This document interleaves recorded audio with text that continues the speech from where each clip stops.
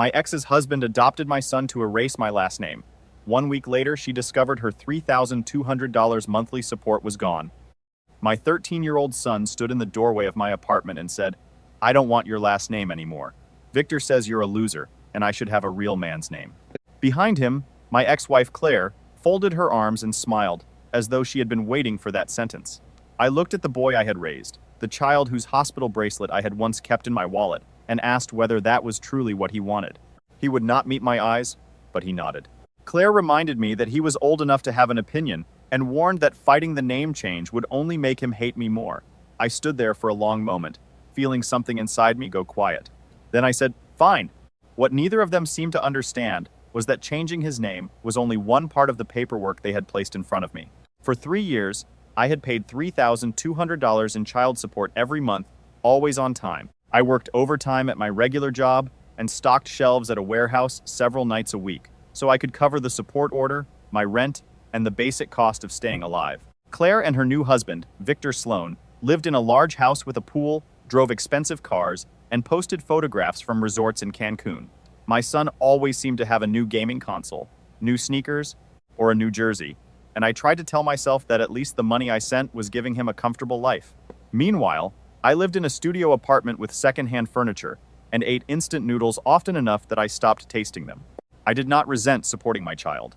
What wore me down was being treated as though the support was proof that I had failed rather than proof that I kept showing up.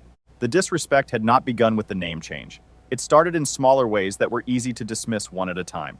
My son stopped calling me dad and began using my first name, Daniel, as if I were a distant relative. During weekend visits, he repeated things Victor had told him about what made someone a real man. Victor taught him how to work on cars, throw a football, and stand up for himself, and my son spoke as though I had never tried to teach him any of those things before the divorce. Claire had always been skilled at reshaping a story until she looked like the reasonable one. Over time, my son began repeating her version of our marriage and our finances, a version in which I had been weak, cheap, and absent even while I was working 2 jobs to meet every obligation the court had imposed. The moment I knew the situation had changed permanently came when he arrived for a visit, wearing a jersey with Sloan printed across the back. He barely looked up from his phone during dinner.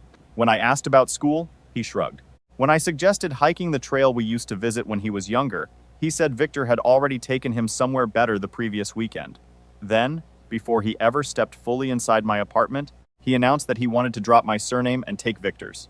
He said Victor was his real father because Victor owned a house, drove a Mercedes, and could afford things I could not. Claire stood behind him with a designer purse hanging from her shoulder like a medal. She told me I could challenge the petition, but we both knew another court fight would drain money I did not have.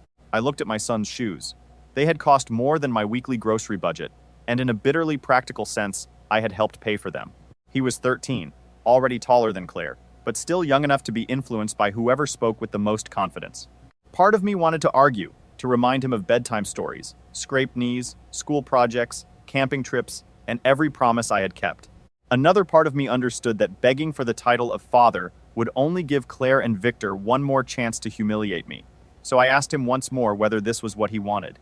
He said yes. I nodded and told Claire I would cooperate. The next morning, I called my family attorney, Michael Grant. Claire and Victor had already begun a step-parent adoption process, and my refusal to consent had been the main obstacle. Michael reviewed the documents they had sent and explained the consequence in plain language. If I signed the adoption consent and the court finalized it, my parental rights would end. So would my future support obligations, insurance responsibilities, and required contributions to education and medical expenses. Victor would not merely be the man whose name my son carried. He would become the legal father, with the responsibilities that status required. Michael asked whether I understood that the decision would be permanent, and whether I was prepared to live with the emotional cost. I told him to prepare whatever was necessary. I did not trick anyone. I did not hide a document, alter a sentence, or rush them into a process they had not requested. Claire and Victor had hired their own lawyer, filed the petition, and repeatedly told me that allowing the adoption was the mature thing to do. Their attorney had the same duty to explain the consequences to them that Michael had to explain them to me. Claire sent cheerful messages thanking me for finally putting our son first. She said Victor was already planning a fishing trip to celebrate their becoming a real family. I saved those messages without knowing how important they would later become. Then I signed the consent, the name change forms, and the related adoption paperwork. A week after the final documents were signed, The court completed the adoption process that Claire and Victor had already set in motion. I was at the warehouse, opening boxes beneath fluorescent lights, when Claire called from a number I recognized. Her voice was shaking. "What did you do?" she demanded. I stepped away from the loading area and told her I had done exactly what she asked. Victor was now our son's legal father, which meant the monthly support order had ended. The insurance, medical expenses, school costs, and other parental obligations now belonged to the legal parents. There was a long silence, followed by Victor shouting somewhere behind her. Claire said I could not simply stop paying. I told her the judge had signed the order and that Michael had confirmed the support termination. Victor wanted to be his real father, I said. Now he is. Congratulations. I reminded her that $3,200 would no longer arrive each month, and that I would no longer be contributing to the college account or private school expenses. She accused me of being vindictive. I asked why she had pushed for a legal adoption if she believed legal parenthood was only about a surname and family photographs. Victor's voice grew louder in the background, and I heard him say they could not afford everything. I answered, "Then you should have considered that before teaching him I was worthless." Claire ended the call. That night my phone filled with messages. Claire moved between threats, accusations, and pleas. Victor demanded that I be reasonable. My son, who had barely spoken to me without contempt for months, suddenly remembered how to call me dad. Their lawyer searched for a way to preserve the adoption, while forcing me to continue paying as though nothing had changed. Michael told me not to argue with any of them, and not to delete anything. I blocked Claire and Victor after saving their messages. I blocked my son's number too, not because I wanted to erase him, but because I could not continue allowing him to insult me by text and then demand access the moment money became a problem. If he wanted to speak to me, he could do it respectfully and in person. 3 months later, an envelope arrived from his private school. The paper was thick, cream-colored, and embossed with the school sign. Inside was a letter from Headmaster Collins, who explained that the school was updating its records after the adoption. I had previously been listed as the primary financial contact for the annual $42,000 tuition. When the administration contacted Claire and Victor about the next semester's payment, both of them insisted I remained responsible. The school's legal counsel reviewed the adoption order and concluded that Victor, as the legal father, was now responsible with Claire for the account. Payment was due by August 15th, and without it, my former son would lose his place. I read the letter twice, then placed it on my kitchen table and laughed until my stomach hurt. That school had been Claire's greatest symbol of success. She posted photographs of the uniform, praised the alumni network, and talked about the connections that would supposedly guarantee our son's future. She had treated my financial contribution as inadequate even while relying on it to maintain the image she sold online. I took out a calculator. The annual tuition was $42,000. The lost support came to $38,400 a year. Together, before insurance, medical costs, activities, and everything else, Claire and Victor had taken on more than $80,000 in annual expenses they had assumed I would continue carrying. My phone rang from an unknown number. I almost ignored it, but when I answered, Claire's voice sounded smaller than I had ever heard it. She said the school was threatening to remove him and asked when I planned to send the payment. I told her I did not plan to send one. She said he was still my son. I interrupted her and reminded her that the adoption order said otherwise. She had wanted my rights terminated, Victor named as the father, and my surname removed. She could not treat the legal change as meaningful when it gave her what she wanted, and meaningless when the bills arrived. "He's a child," she said through tears. He didn't understand what he was giving up. I told her that I understood he was young, but he had been old enough to repeat the insults she and Victor had encouraged. He had been old enough to stand in my doorway and reject my name. I had asked whether he was certain, and he had said yes. Claire whispered that Victor could not afford the tuition. I said there were many good public schools. That was when the rest of the truth emerged. Victor's business was doing badly. The house, cars, vacations, and luxury purchases were financed. They were juggling loans and credit cards, and the support payment had helped hold the entire illusion together. For years, I had watched their photographs and assumed Victor was wealthy while I was failing.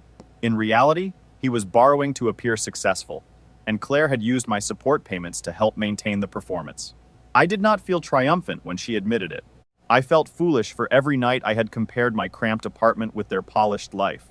Before the call ended, I said quietly, "It sounds like you married the kind of man you accused me of being." She hung up without answering. Later that evening, my son left a voicemail from another number. His voice cracked when he said, "Dad, it's me. Mom says I have to call you Dad again. She says we need to fix this." That sentence told me everything. Claire was not encouraging him to repair the relationship because she understood the damage. She was instructing him to use the word she believed would reopen my wallet. I listened once, then deleted the message. 2 days later, a demand letter arrived from a new attorney representing Claire and Victor. It claimed I had signed under deceptive circumstances and had failed to explain that the adoption would end child support. I forwarded the letter to Michael with one sentence: "Please handle this." He called that afternoon and sounded almost amused. Claire and Victor had initiated the adoption. Their lawyer had reviewed the documents. The court records showed that I had consented without resistance, and Claire's own messages praised me for cooperating. Michael explained that regret was not the same as fraud or duress. If they pursued the claim and lost, we could seek legal fees and potentially counter their continued harassment. I asked whether they had any realistic chance of undoing the order. He said no lawyer should promise an outcome, but the evidence strongly favored us. I told him not to offer them money or concessions. A hearing was scheduled 6 weeks later. During that time, letters arrived from Claire, Victor, and my son. Claire's letters blamed me for destroying the family they had insisted I was never truly part of. Victor's letters alternated between calling me cruel and suggesting a private financial arrangement. My son's letters were harder. In the first, he apologized and said he had not meant what he said. He claimed Victor had been angry about money and had taken that anger out on him. He wrote that he missed our camping trips and wanted his old name back. The second letter was angry. He accused me of punishing him for mistakes made by adults and said a real father would never abandon his child. I understood why he felt that way, but I also recognized Claire's language in several sentences. The third letter was different. It did not mention tuition, support, or the adoption. He simply asked whether we could hike again and said there was something happening at school that he needed to tell me. I kept all 3 letters in a drawer. I did not answer because I could not tell whether he wanted me or the security I had once provided. I also knew that any emotional conversation before the hearing could be twisted into evidence that I had promised to resume a parental role. 4 weeks before court, I received a call from Principal Monroe at Roosevelt Middle School. She said there had been an incident involving my son. My first reaction was immediate and physical. My chest tightened before I remembered that I was no longer his legal guardian. She explained that he had gotten into a fight after another student repeatedly mocked him about his new surname and claimed his real father had given him away. My son threw the first punch, and the other boy fought back. Both students were suspended under the school's zero-tolerance policy. I told Principal Monroe that she needed to contact Claire or Victor. She said the school had called them 3 times without receiving an answer, and that I was still listed as the emergency contact. Updating a school record would have required Claire and Victor to confront the practical consequences of the adoption, so of course my information remained. The principal asked whether I could pick him up because he could not remain on campus. I checked the time. I was supposed to meet Michael in an hour to prepare for the hearing. I told her I would be there in 20 minutes. During the drive, I rehearsed everything I thought I should say. I would remind him that I was not his father anymore. I would explain that choices had consequences, and that I could not keep rescuing someone who had rejected me. Then I walked into the office and saw him sitting in a chair with one eye swelling, his knuckles split, and his shoulders shaking as he tried not to cry. Every prepared sentence disappeared. He looked up and whispered, "You came." I nodded because I did not trust my voice. Principal Monroe described the bullying and confirmed that the other student had also been suspended. My son had been taunted for weeks about the name change, the adoption, and the idea that I had signed him away because I did not want him. That day, he finally snapped. I asked whether the school had documented the repeated harassment, and she said staff members were reviewing prior reports and speaking with teachers. I signed the emergency contact release, collected his backpack, and told him to follow me. We walked to the car without speaking. He hesitated before getting into the passenger seat. "I didn't think you'd come," he said. I told him I had not been sure I would. During the drive, he stared through the window and occasionally touched his swollen eye. When I asked whether it hurt, he said yes. I told him pain was often how people learned, but I did not mean only the fight. Words could injure someone long after bruises faded. He looked down at his hands and said the other boy had told him I had given him away like trash. I pulled into a gas station and turned off the engine so I could face him. I asked whether that was what he believed. He said he did not know what to believe. I reminded him of the day at my apartment. He had called me a loser, rejected my surname, and said Victor was his real father. Claire and Victor had already begun the legal process, and I had agreed after asking whether he was certain. He started crying and said he had not meant it. I told him that in that moment, he had meant every word, even if he regretted those words now. Regret mattered, but it did not erase a finalized court order. He asked whether I could fix the adoption. I explained that it was not a form we could tear up because everyone felt differently a few months later. Victor was his legal father and remained responsible for his school, health care, and daily support. My son said Victor was not paying for anything and that Claire believed they might lose the house. The instinct to promise help rose in me so quickly that it frightened me. I forced myself to answer carefully. Their financial crisis was not something I could solve by pretending the adoption had never happened. At my apartment, I gave him an ice pack and made a sandwich. He sat at the small table and looked around as though he had never seen the room clearly before. He commented on how tiny it was. I told him it was what I could afford after paying support, rent, and other expenses for years. He asked whether I had truly eaten instant noodles almost every day.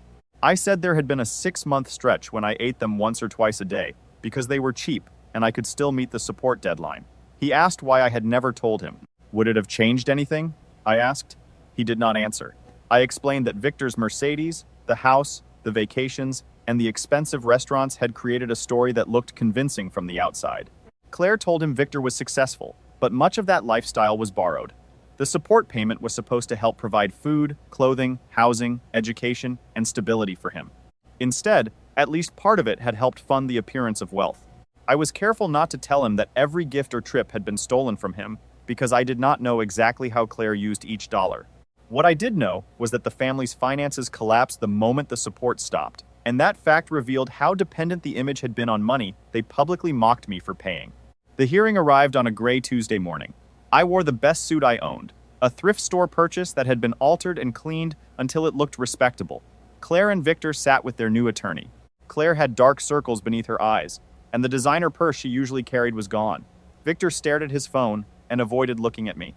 Their attorney argued that I had deliberately withheld the financial implications of the adoption and allowed them to proceed under a mistaken belief that support would continue.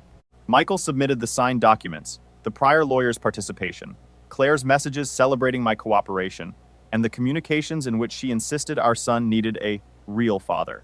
The judge, Eleanor Brooks, reviewed the record before asking Claire and Victor whether their own counsel had explained that adoption carried legal and financial consequences. Claire said they had assumed I would keep paying because he was still biologically my child. Judge Brooks pointed out that they had asked the court to terminate my parental rights and replace me with Victor as the legal father. They could not demand the benefits of severing that relationship while preserving the financial duties attached to it. Their attorney tried to characterize the support termination as information I had been obligated to volunteer. The judge responded that the adoption documents and their legal representation had provided notice. She also read from Claire's messages, including one that described me as a broke loser who could not afford a decent apartment. The courtroom became silent when the judge said, "You cannot reject this man, mock what he provides, ask the court to remove him as a parent, and then insist he continue paying as though none of that happened." Claire began crying and tried to mention the private school bill. Judge Brooks stated that school expenses now belong to the child's legal parents. When the judge asked whether I wished to speak, Michael quietly reminded me to stay focused. I stood and said that I had loved my son and worked 2 jobs to meet my obligations. I had gone without things I needed because supporting him mattered to me. What broke me was not the money. It was hearing him say that I was not his father and watching Claire encourage him to replace me. I had not designed the adoption, pressured them into it, or concealed its terms. I had given them the legal arrangement they demanded. Their regret did not make me responsible for undoing it. Judge Brooks denied their motion. The adoption remained in effect. My support obligation remained terminated, and Claire and Victor were ordered to cover the court costs associated with the failed challenge. The judge did not make a dramatic speech or promise that no future filing could ever be attempted. She simply ruled on the evidence before her. Claire collapsed back into her chair, crying. Victor whispered angrily to their attorney. I gathered my documents and started toward the exit. My son was standing at the back of the courtroom. I had not known he was there. He wore plain jeans and a simple t-shirt instead of the expensive clothes Claire used to feature online. He looked younger and smaller than he had in my doorway months earlier. He asked whether we could talk outside. Michael told me he would wait near the car, so my son and I sat on a bench outside the courthouse. He said he had heard what I told the judge about loving him. Then he noticed that I had used the past tense and asked whether I hated him now. I considered the question honestly. I told him I did not hate him. I was simply finished allowing anyone to treat me as disposable. He apologized again and asked whether I could forgive him. I looked at him and remembered teaching him to ride a bicycle, reading to him before bed, and holding his hand during thunderstorms. Those memories were real, But so was the cruelty of the last year. Maybe someday, I said, but not today. I told him he had to return home with Claire and Victor and live with the choice that had been made. He asked what he was supposed to do if he needed me. I said he would have to learn how to cope, just as I had learned to cope when he said he did not need me. He wiped his eyes and admitted that everything at home was falling apart. Claire and Victor fought about money constantly. Victor had begun saying he never wanted a child and had only wanted Claire. The confession hurt to hear. My sympathy for my son had never vanished. I had only buried it beneath anger so I could survive. Still, sympathy could not repair their finances or reverse an adoption. I told him the situation sounded painful, but it was not mine to solve. He asked whether I had loved him as a person or merely loved the idea of having a son. It was a better question than I expected from him, and one I had asked myself during many lonely nights. I told him I had loved the real child I knew, the boy obsessed with dinosaurs, afraid of the dark, and curious about everything. I had not loved an image or a miniature version of myself. That child might still exist, but the teenager who had stood in my doorway and called me a loser felt like a stranger. If he wanted a relationship with me someday, he would have to find his way back through his actions, not through demands made during a financial emergency. Then I stood because I had work in an hour. He asked for my number, and I reminded him that he already had it. I walked away without looking back. The court later awarded me $8,500 in legal fees. Claire and Victor did not have the money, and Michael warned that collecting it could take time. He also warned that they might try another legal theory, although any new filing would still have to overcome the adoption order and the record they had created. I told him I would defend myself if necessary, but I would not resume monthly payments to make their mistake easier to live with. That night, I opened my laptop and searched for apartments in safer neighborhoods. For the first time in years, I could imagine renting a place with 2 bedrooms and still saving money. Victor texted from an unknown number and said we needed to speak man to man. I replied only because I wanted to know what he intended to say. He accused me of destroying a child's life out of spite. I told him I was living my own life and that he had chosen to become the legal father. He said he could not afford the tuition, insurance, and daily expenses. I reminded him that he had called me a loser while relying on my money. Victor claimed the insult had been said in the heat of the moment and blamed my son for repeating it. He offered to repay some court costs if I would begin contributing again. Then he admitted he would lose the house, cars, and business if the financial pressure continued. I thought about every pickup when he had arrived in a Mercedes and looked at me with contempt. I typed, "Now you understand what it feels like to live without a safety net." Then I blocked him. It was not revenge in the dramatic sense. I did not take his property or sabotage his company. I simply refused to rescue him from responsibilities he had demanded. 2 months later, I moved into a better apartment with 2 bedrooms. I used one as an office and left enough space for a guest bed, though I told myself it was only practical. I opened an investment account and began saving the money that had previously disappeared on the 1st of every month. My life was not suddenly luxurious. I still worked hard, watched my spending, and owned mostly secondhand furniture. The difference was that my future finally belonged to me. Michael called one Wednesday afternoon with news from the ongoing legal filings. Claire had filed for bankruptcy. The house was in foreclosure. Victor's business had failed. And my son had enrolled at Roosevelt Middle School. The private school dream, the luxury cars, and the carefully staged social media life had collapsed together. Michael added that Claire was filing for divorce. The financial pressure had exposed problems in the marriage, and Victor had not adjusted well to the actual work of parenting. I expected satisfaction, but what I felt was exhaustion. Victor remained the legal father even if the marriage ended. Divorce would not automatically restore my rights or erase his obligations. Michael predicted that Claire would contact me again, possibly asking for money or trying to rebuild a relationship for practical reasons. Legally, I owed her nothing. Emotionally, the situation was more complicated, but I had learned that compassion without boundaries became permission for people to use me. That evening, my son called from the number I recognized. His voice sounded older. He said Claire and Victor were separating. They were moving to a smaller apartment, and he had switched schools. I asked how he was handling it. He said it was difficult, but he was beginning to understand what I meant about consequences. Victor barely spoke to him and blamed him for the collapse of the marriage and business. My instinct was still to step in, but I told him honestly that I was sorry and that I could not fix it. "I know," he said. "I'm not asking you to." Then he told me he wanted to change his surname back to Hayes, the name he had rejected. Claire was helping with the paperwork. I explained that a name change would not reverse the adoption. Victor would remain his legal father unless a court later ordered something different. He said he understood. The surname mattered because it represented who he believed he was, not because he thought it would restore my financial obligations.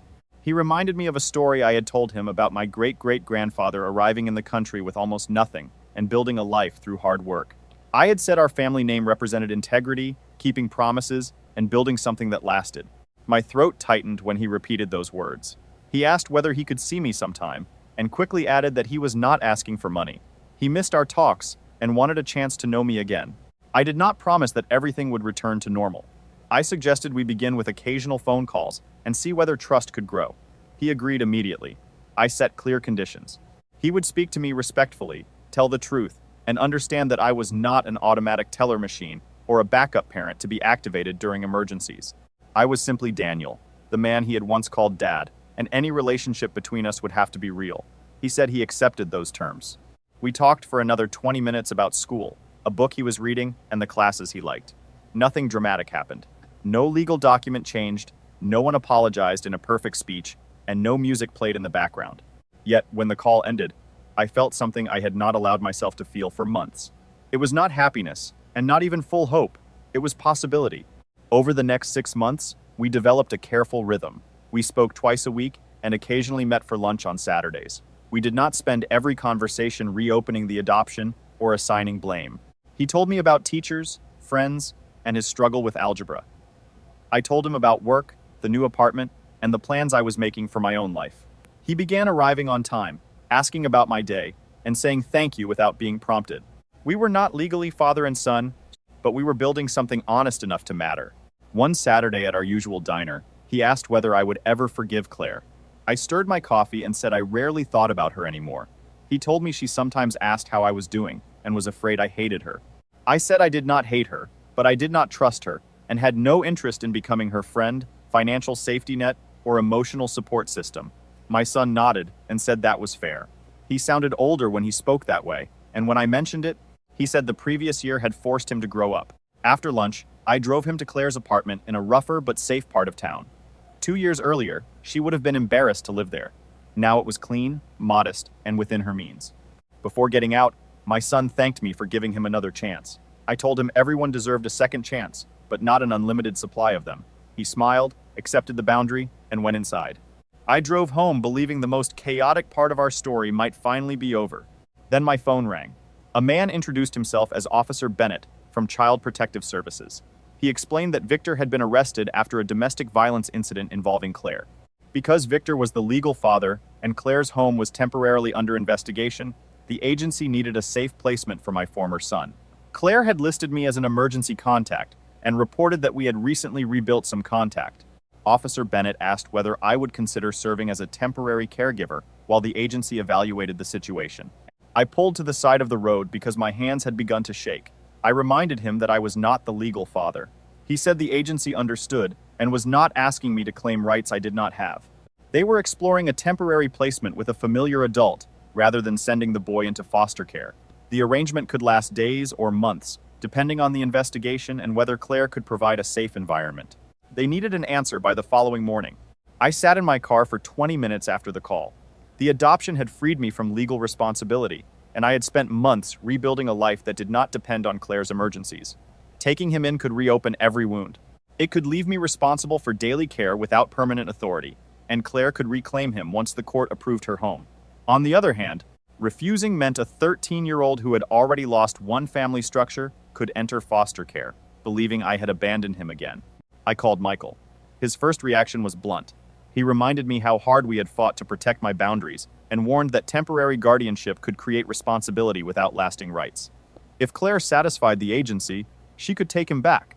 If another dispute arose, I might have little control over the outcome. I told him I understood. I was not trying to reverse the adoption through the back door. I was trying to prevent a frightened child from entering an unfamiliar system when I had a safe room available. Michael said, "He abandoned you first." I answered, "He was a child who made a terrible choice while adults encouraged him." There was a long pause. Then Michael agreed to review the placement paperwork and make sure the arrangement was clearly temporary. He told me to call if the agency asked me to sign anything beyond that scope. Before we hung up, he said I was either too decent or too stubborn for my own good. I told him I had stopped pretending those qualities were different. The next morning, I went to the Child Protective Services office. My son sat in the waiting area with a backpack between his feet and fear written across his face. When he saw me, his shoulders dropped in relief. "You came," he said, the same words he had used at the school months earlier. I told him I had come, but that the arrangement was temporary and governed by clear rules. He would attend school, complete his homework, treat me with respect, and follow the routines of my home. When Claire was cleared to care for him safely, he would return to her.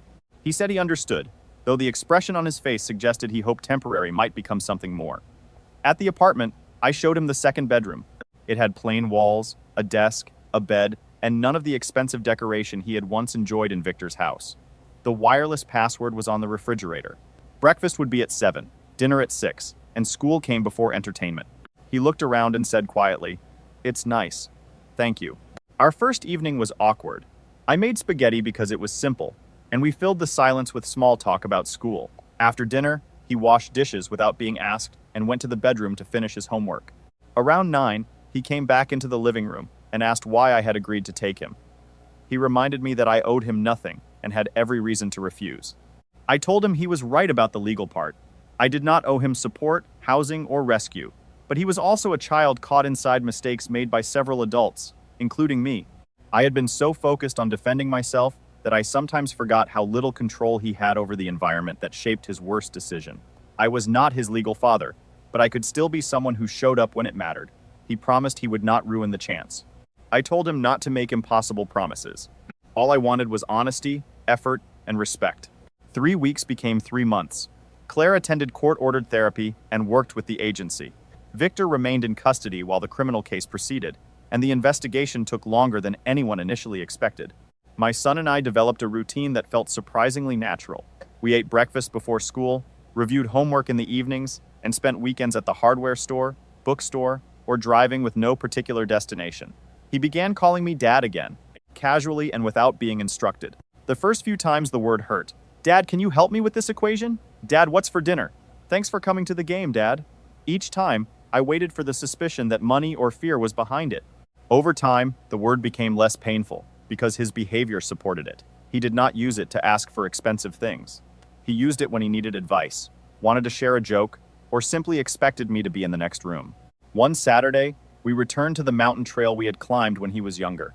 The path was steep, and both of us were breathing hard when we reached the summit. He remembered a lesson I had forgotten teaching him. The mountain did not care who climbed it. Rich or poor, strong or weak, everyone faced the same slope. I asked how he could remember something from so many years earlier. He said he remembered all the lessons I had tried to teach. He simply had not been listening when they mattered. We sat on a rock overlooking the valley. He said he was listening now. He wished he could return to the day he rejected my name and take back every word. I told him neither of us could change the past. The only useful apology was one supported by different choices. He said that was what he had been trying to show me. Then he asked the question he had avoided for months, whether I forgave him. I looked at the teenager beside me and thought about the distance between the boy in my doorway and the boy who now completed homework at my kitchen table. Forgiveness did not mean pretending nothing happened. It did not restore legal rights or remove consequences. It meant I no longer wanted to carry the anger into every future conversation. I placed a hand on his shoulder and said, "Yes, I forgive you." He cried quietly, and I let him. We remained on the mountain until the sun began to set. And for the first time in a long while, I did not feel alone. 6 months after the Child Protective Services call, Claire received approval to resume custody. She had completed therapy, maintained steady work, and moved into an apartment the agency considered safe. The court did not erase the past or declare every problem solved. It simply concluded that she had met the requirements for reunification. The night before my son left, I made his favorite chicken tacos. We ate mostly in silence until he admitted he did not want to go. I told him Claire was his mother and had worked hard to create a safe home. He said returning felt like losing me again. I promised that he could call and that our Saturday lunches could continue. This time, I understood that a promise mattered only if I planned to keep it, so I made no claim that circumstances would never change. I promised only that I would not disappear without explanation. He accepted that. The next day, I helped carry his boxes up 3 flights of stairs to Claire's apartment. She stood in the doorway looking tired and nervous. She thanked me for taking care of him and said she knew she did not deserve what I had done. I told her I had done it for him, not for her. She nodded instead of arguing. Then she asked whether we could someday talk about everything that had happened. I said perhaps, when I was ready. I hugged my son goodbye and drove back to the apartment. The second bedroom was empty, and the quiet felt different from the loneliness I had known in the studio. This quiet was peaceful because I had not been discarded. I had made a choice and followed through. The room remained available, but my life no longer depended on whether anyone used it. A year later, Roosevelt Middle School invited me to an awards ceremony. My son had been nominated for the school's Academic Improvement Award. I wore a new suit, one I had bought rather than rescued from a thrift rack, and sat near the back of the auditorium. When his name was called, he crossed the stage with his head high. After accepting the certificate, he searched the audience until he found me and smiled. We celebrated with ice cream at the shop we had visited when he was small. He told me he had been accepted into an honors program for high school and was considering engineering or architecture because he wanted to design things that lasted. I said it sounded like a good path. He told me he had learned from me that building something meaningful required patience, structure, and integrity. I realized that the lessons I believed had disappeared were still inside him, waiting for experience to give them weight. As we left the shop, Claire sent a message from an unfamiliar number. She wrote that I had saved our son when she could not protect him, and when Victor would not act like a father. She said she could never repay me. I stared at the message before replying that there was nothing to repay. I had not taken him in to earn gratitude from her. I had done it because he needed someone safe, and I had been able to provide that.